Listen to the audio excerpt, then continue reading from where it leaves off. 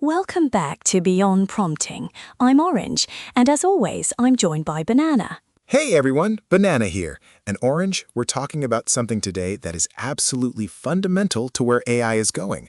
Agent memory. Not just longer context windows, but actual persistent memory architecture. Indeed, the landscape has shifted dramatically.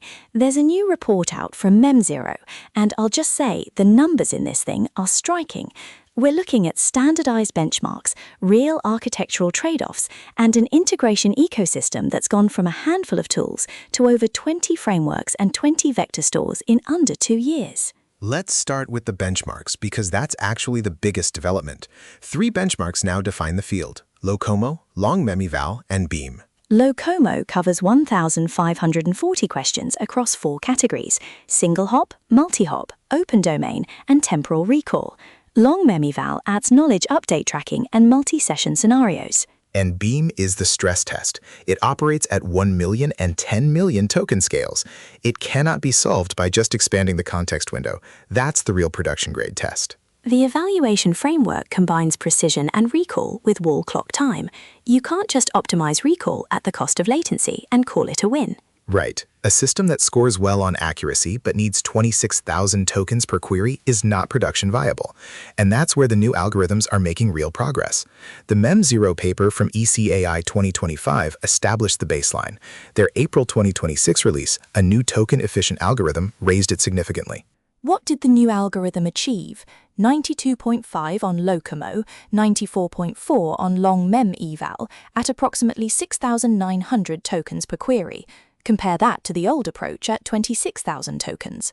Those are the efficiency numbers that actually matter for your inference bill at scale. And the biggest gains were on temporal reasoning, up 29.6 points, and multi-hop reasoning, up 23.1 points. Those are the 2 categories that most directly reflect how agents handle real user histories. 2 architectural changes drove those improvements. First, agent-generated facts are now treated as first-class. If an agent makes a recommendation or confirms something, that gets stored with equal weight to what the user said directly. That closes a major gap. And second, the retrieval stack now runs 3 scoring passes in parallel: semantic similarity, keyword matching, and entity matching, and fuses the results. Semantic alone was never going to be enough.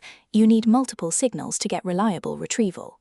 Let's talk about the integration landscape, because this is where you can really see the ecosystem maturing. 21 frameworks, 20 vector store backends, 3 hosting models: managed cloud, open source self-hosted, and local MCP. The breadth is remarkable. LangChain, Llama Index, AutoGen, Camel AI, Diffy, Mastro, which is TypeScript native, voice integrations for 11 Labs, LiveKit and Pipecat, Vercel AI SDK, AgentOps, AWS Bedrock.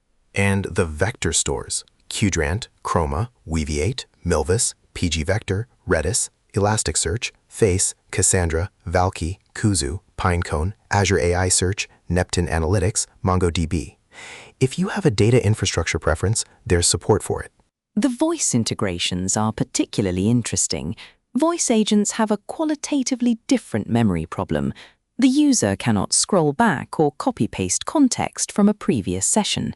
If the agent does not remember, the friction is immediate and obvious. Also, memory writes need to be async in voice so they don't add to voice latency. Every millisecond matters in a real-time conversation. There's an elegant design pattern here called multi-scope memory. Every memory write is tagged with at least one scope: user ID for cross-session persistence, agent ID for instance-specific facts, run ID for conversation context, and app ID for organizational knowledge. These scopes compose at retrieval time, and the pipeline merges and ranks results automatically. With the addition of metadata filtering, memories can carry structured attributes like timestamps and project tags that are queryable independently of semantic content. For multi-agent systems, there's actor-aware memory. In a shared conversation, a memory like "the user needs help with deployment" is ambiguous. Did the user say that? Did a monitoring agent infer it? Did a planning agent create it? Provenance in the memory layer becomes part of reliability, not just debugging. Each memory is attributed by participant, so agents can filter by who said what. Now let's talk about the open problems, because this report is refreshingly candid about them. Despite all the progress, several issues remain genuinely unsolved. First up, temporal abstraction at scale. The Beam benchmark drops from 64.1 at 1 million tokens to 48.6 at 10 million tokens. That's a 25% performance loss as context scales tenfold. Second, cross-session structure. A user who moves from New York to San Francisco should have that transition understood as evolution, not just as a new fact replacing an old one. Third, application-level evaluation. A 91.6 on Locomo doesn't tell you how the system performs on your healthcare or legal workload. Benchmarks measure general recall. Application evaluation is still bespoke. Fourth, privacy and consent. Who can inspect stored memories? How long are they retained? How does a user delete them? As consumer products add persistent memory, regulatory expectations will become more specific. Fifth, cross-session identity. Anonymous sessions, multi-device users, mixed auth-flows. Resolving whether two interactions came from the same person is an unsolved identity problem at the memory layer. And sixth, memory staleness. A highly retrieved memory about a user's employer is accurate until they change jobs, at which point it becomes confidently wrong. Decay handles low-relevance memories. Staleness in high-relevance memories is an entirely harder problem. So where does this leave us?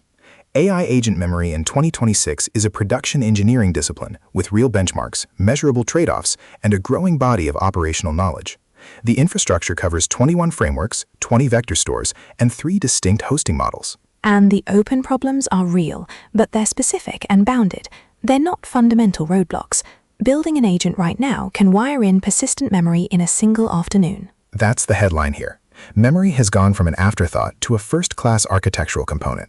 It has its own benchmarks, its own research literature, and a measurable performance gap between approaches. Absolutely. And that's where we'll leave it for today.